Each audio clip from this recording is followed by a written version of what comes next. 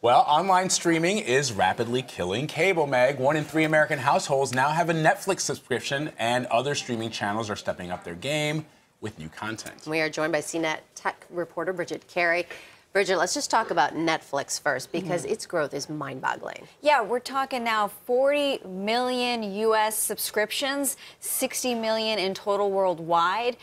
Just in the past quarter, it's up 2.2 million in the U.S. So, yeah, more streaming than ever. I think I read, was it 10 billion hours in the past quarter were streamed in terms of watching time.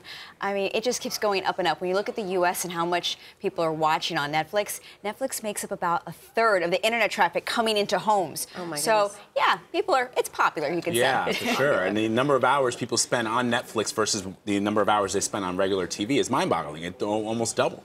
Yeah, we're really changing our habits. And I don't know, though, if the increase of Netflix really means people are cutting the cable, but certainly people are getting more into Netflix.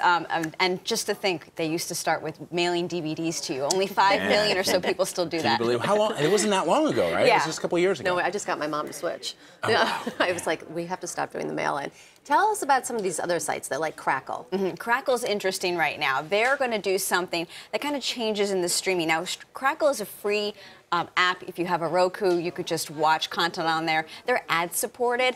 Jerry Seinfeld's Comedians in Cars Getting Coffee, his show's really big on Crackle, and there's ads in between. But what they're doing is they realize, you know what, people can't just, like a TV, turn it on and just stumble on something. They're going to have something when you go on Crackle online, a constant stream of content, scheduled, like a television schedule. And you can still poke around and choose what you want to watch, but in case you're not sure what you want to watch, they're just going to keep it going. It sounds kind of like what CBSN's doing. That's right. So yeah, you can stumble on this show right now or go back in time and see other reports. And so you're seeing experimentation going on now in that old way of doing television. It's old. And then also, you know, being able to see things on demand. Well, a lot of people are saying, as you say, that digital is dying. One of the most well-known persons saying that is Jerry Seinfeld. He said TV is dead. Does that have influence on people's habits?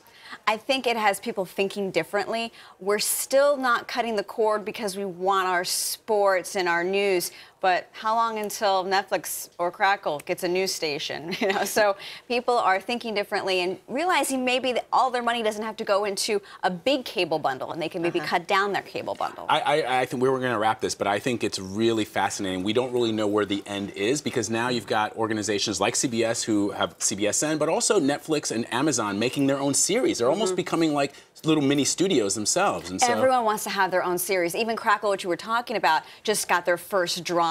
So everyone wants to get you with some unique content. They all want to go over that HBO idea. Yeah. Right. Fascinating. All right. Great. Bridget Carey, thank you so much. Thanks.